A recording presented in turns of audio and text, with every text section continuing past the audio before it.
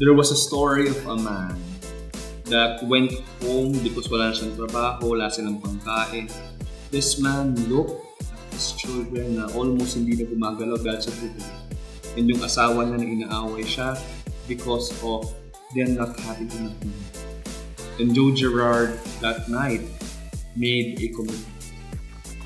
Seeing his family like that, he did his best to find a job. And his goal was for that evening to never happen again. Joe Girard went and walked, trying to find a way to feed his family that evening. Kahit anong pwede. But yet, he saw a used car store. Yung mga second-hand na mga kotse. Nakita na yun, went in, talked to the manager, to the owner. And the owner was so touched by his story that he hired him that night. Na-hire na, pero si Joe Girard request pa. Sabi niya, "Sir, can I have an advance of $200 because my family might die if they don't eat me?" Binigyan siya ng boss niyang bago, ng pangkain. And the next day, Joe Girard showed up.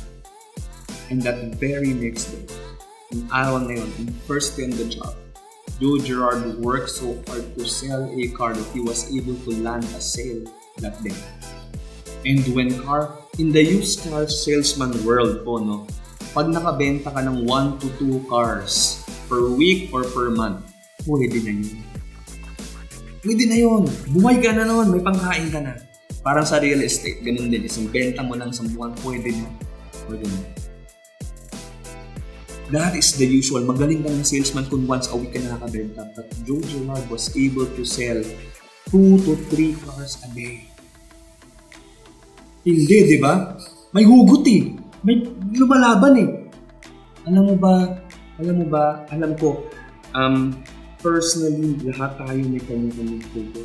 May kanya-kanyang rason kung bakit tayo gumigising sa umaga at kung bakit kayo nag-a-apply ngayon to become a salesperson or to become an agent.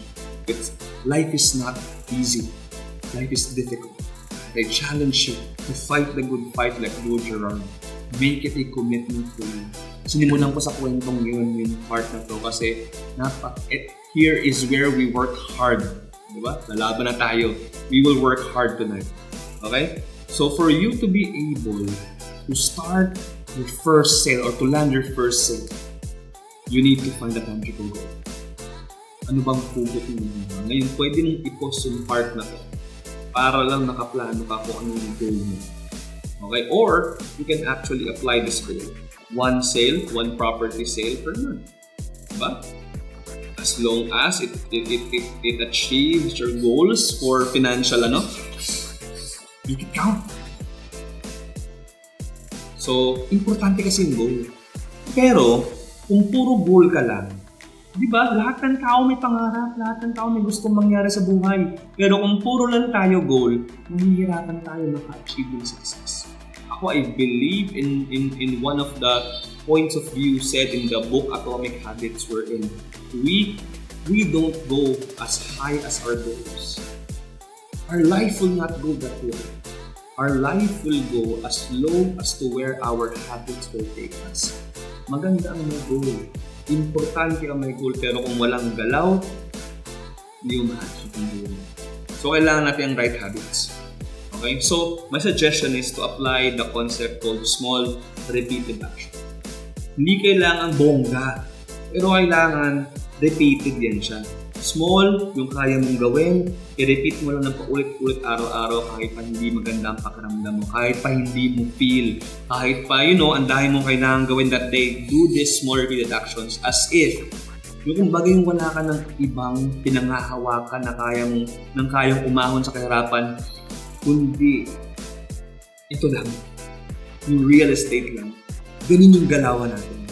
Okay? Small repeated actions might include social media presence, your Facebook, diba? You building your relationships with your friends and with your family, going to the people that you have been through before, mga classmates mo, mga kaibigan mo during trainings, do that. Also, you have to develop the right sales habit and to work with the right people. In social media, importante na mag-daily post ka. for not only for selling but for your personal life. Ang goal natin sa social media is for us to be known as real estate individuals. We are selling, we are professionals, we are selling real estate. Pero hindi kailangan puro benta ang post. Hindi ka parang online lang, di ba? Online selling ka lang, hindi. You have to appear human. So, basta mag-post ka lang. Mag-post ka lang ng sales tsaka ng engagement post mo.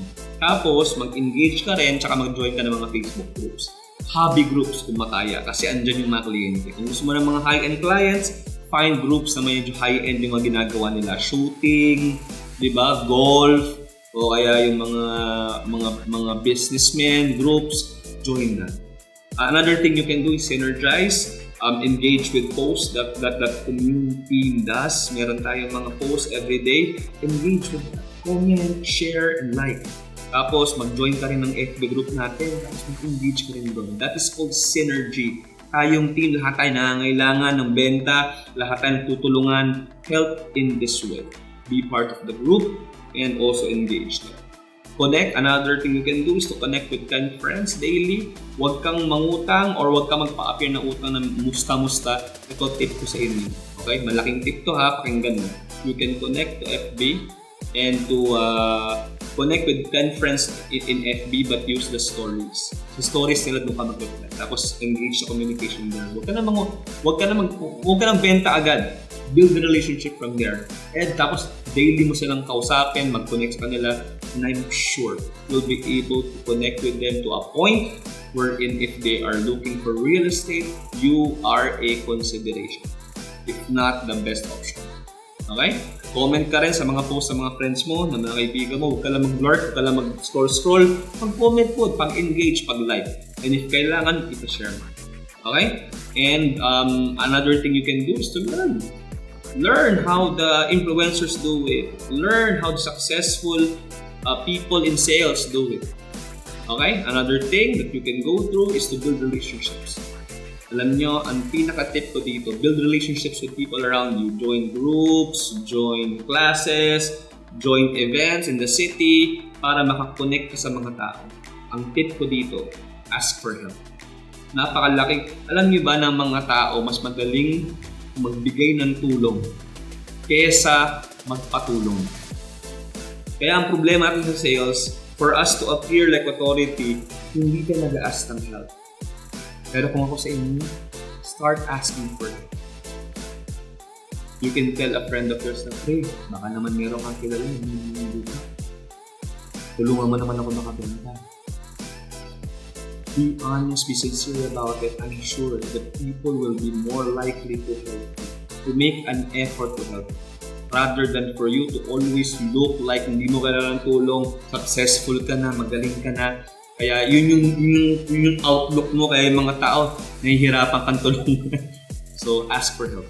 Okay? So, it's also okay to rekindle friendships na meron ka before and ask for referrals and reviews. Okay? Now, regarding sales habits, remember mo lang to, simple ako ito para to. Start a conversation about sales by asking questions. Ma'am, ano po ang kailangan? Para saan po yung property? Ma'am, magkano po yung budget natin na i-allocate for this project? Ma'am, are you looking for a residential property po ba? Commercial? Ano pong nature po yung pangin? Ma'am, ano pong worth natin para maklear namin kung ano yung perfect na budget? Perfect na property para sa inyo? Saan po kayo nakatrabaho? Diba? Yung ganun mga questions, those are important because it makes you know what to offer, but it also makes the person that you are talking to, your client or your buyer, to know, for them to know that you are knowledgeable about what you do and that you will not just offer anything and you will base your offer sa pangangailangan. And then once you know what they need, make an offer. Okay? Give them the best 1 or 2 options. Huwag bigyan ng sobrang daming properties. 1 to 2 options lang will do. Another thing, after you offer, is to close a deal. May mga ahente na hindi sanay magtanong. Hindi sanay magbigay na magpaklaro kung bibili ba sila o hindi. Kasi natatakot kayong ma-object o kaya natatakot kayong ma-reject.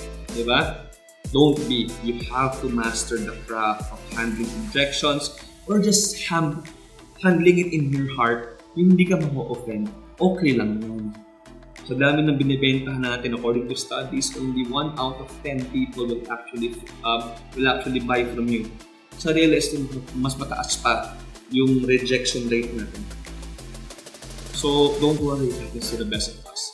Pero, it would also help you for you to learn how to handle objection. Pag sinabing sobra kasing mahal, ma'am, sir, naiintindihan ko po na medyo mahal yung property na to for what you think is the value. Pero you also have to consider, sir, na itong property nito is actually flood-proof, maganda po yung pundasyon, maganda you give them options, you give them benefits of the house, and then, so sir, knowing na ito po yung,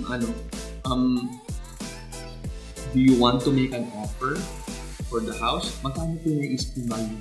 Ako po bahala magsabi kay seller. So, that's how you handle objections. We will know more about this. Actually, itong part na to, dadaanan ko na mabilis, pero marami pa tayong pagdadaanan ng mga trainings about this because ganun siya ka-important. Just remember them by now. Okay? Now, the right team, actually, like us, we wanna make sure that you are growing and you avoid illegal actions. Ang advice namin, ang request namin is that don't be negative. Okay? And focus more on the progress. Kasi hindi madali ang real estate. Marami kang rejections, marami kang negativity na experience. Ang gusto natin sa team is to be that team that will not be negative because we are already filled by it. Okay? So make sure to be positive and focus on progress. And if possible, kung makakaya pa, every time you see each other or if you have free time, diba, welcome and talk to your co-team members. Talk to each other, communicate, be a blessing to each other. Alright? So, as we go on to the next, just remember, pwede yung balikan. Ito yung part na kailangan mo atang balik-balikan, pero sulit yun. Okay? Make it a habit. Make these small habits your habits so that you can find success. See you on the next one.